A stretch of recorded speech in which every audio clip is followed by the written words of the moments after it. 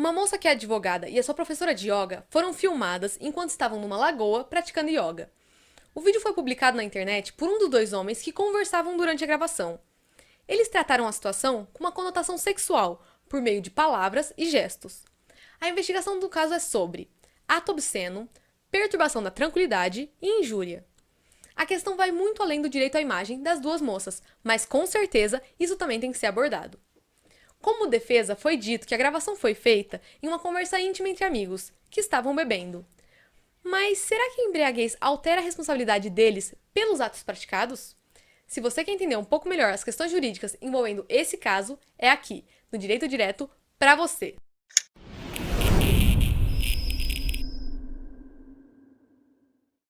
Bom, considerando que você já tenha visto as notícias e sabe mais ou menos o que aconteceu, vamos começar falando sobre a perspectiva criminal que eu mencionei.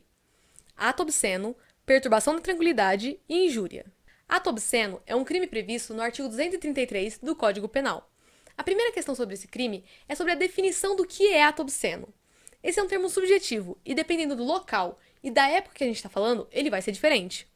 Então, a gente tem que considerar que esse crime é um gesto ou comportamento corporal que gera um constrangimento à sociedade pelo cunho sexual, levando em consideração o tempo e o espaço, já que o que era considerado como obsceno em 1930 talvez já não seja mais entendido da mesma forma hoje em dia. Aqui é importante destacar que esse ato não é voltado contra uma pessoa específica, ou seja, não tem uma vítima específica.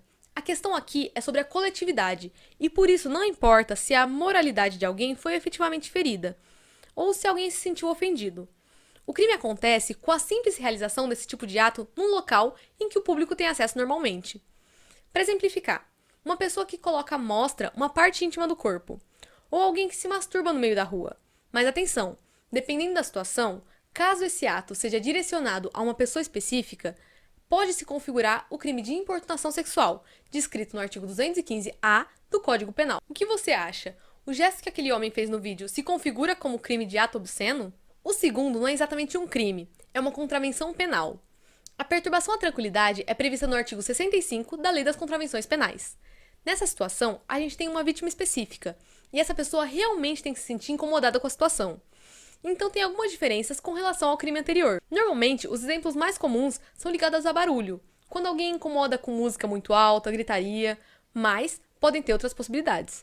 A perturbação vem em decorrência de um motivo reprovável. E aí a gente entra numa questão mais uma vez subjetiva. No vídeo que foi postado, os dois homens estão assistindo duas mulheres praticando yoga e dizendo termos como velho tarado, doente sexual, voyeur, fazendo creme de chantilly, como se fosse tudo uma grande brincadeira. Eles estão bebendo e rindo. É até triste dizer, mas a defesa apresentou como argumento que essa era uma conversa íntima entre amigos que estavam bebendo, em uma publicação infeliz. Sobre eles estarem embriagados, a gente fala já já, mas tem gente que leva isso como normal e aceitável.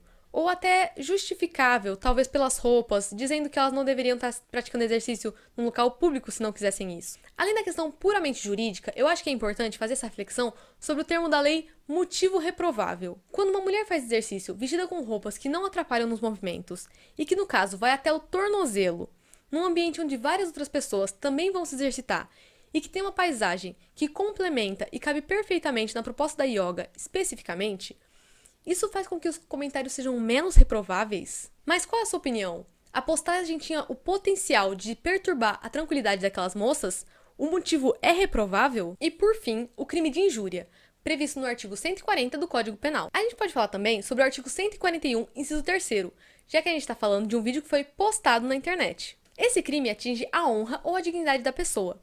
Então é qualquer ofensa que desrespeite a pessoa, sem que tenha uma necessária contextualização específica. No caso, além da situação ter acontecido, ter sido gravada e ter sido publicada na internet, a página tinha por volta de 300 mil seguidores. De acordo com o artigo 141, inciso 3º, a pena aumenta de 1/3 se o crime acontece por algum meio que facilita a divulgação da injúria. Aqui eu acho que não faz nem muito sentido perguntar se a postagem nessa página facilitou a divulgação. Agora, antes que a gente fale sobre a questão da embriaguez e o efetivo cometimento do crime, já deixa o seu like e se inscreve aqui no canal. Com relação ao cara ter feito tudo isso enquanto estava bebendo, o fato dele estar embriagado vai ajudar ele no processo? Vamos ver o que o Código Penal fala sobre isso. Acredite ou não, o artigo 28 traz uma possibilidade bem específica em que a pessoa embriagada vai estar livre da pena, quando a embriaguez for causada por caso fortuito ou força maior, que basicamente significa que esse estado da pessoa foi absolutamente inevitável, que não aconteceu pela mínima decisão dela. Essa situação na prática é 99,9% impossível. O único exemplo que eu já vi sobre isso é o seguinte: a situação é mais ou menos assim. Um funcionário de uma fábrica de bebidas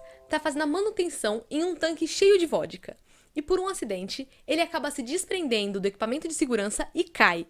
Ele começa a se afogar na vodka, mas sobrevive, sai de lá e comete um crime estando completamente incapaz de compreender que aquilo era ilegal naquele momento. O mesmo artigo fala que a pena pode ser reduzida se na mesma situação a pessoa só tivesse parte da capacidade para entender que aquilo ali era um crime, mas já tendo um pouco mais de noção da realidade. Mas, no caso qualquer embriaguez da vida real, mesmo que a pessoa não quisesse chegar naquele nível, a pessoa vai responder normalmente. Agora, com relação ao direito à imagem, um direito constitucional que também tem provisão no Código Civil e no Marco Civil da Internet. Esse direito é realmente resguardado por se tratar da honra, da reputação da pessoa, algo que é extremamente importante. Situações que envolvem a imagem da pessoa, muitas vezes, não podem ser reparadas, e por isso é impossível fazer com que a situação volte ao estado que estava anteriormente, porque a visão sobre aquela pessoa perante a sociedade foi alterada, e depois que isso acontece, não tem como controlar. Como já foi dito aqui no canal, nesse vídeo aqui em cima, a grande maioria dos direitos não são absolutos,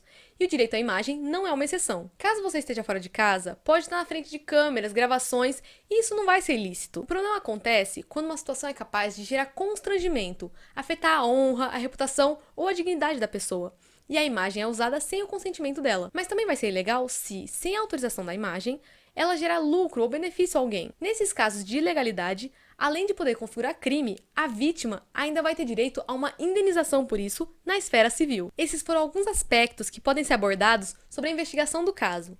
Eu realmente espero que esse vídeo tenha gerado uma reflexão sobre a problemática, que tenha sido útil e que você tenha gostado. Bom, deixe o seu like e a sua opinião sobre o que você acha que é cabível ou não de se enquadrar nessa situação. Se inscreve aqui no canal e esse foi mais um vídeo do Direito Direto para você.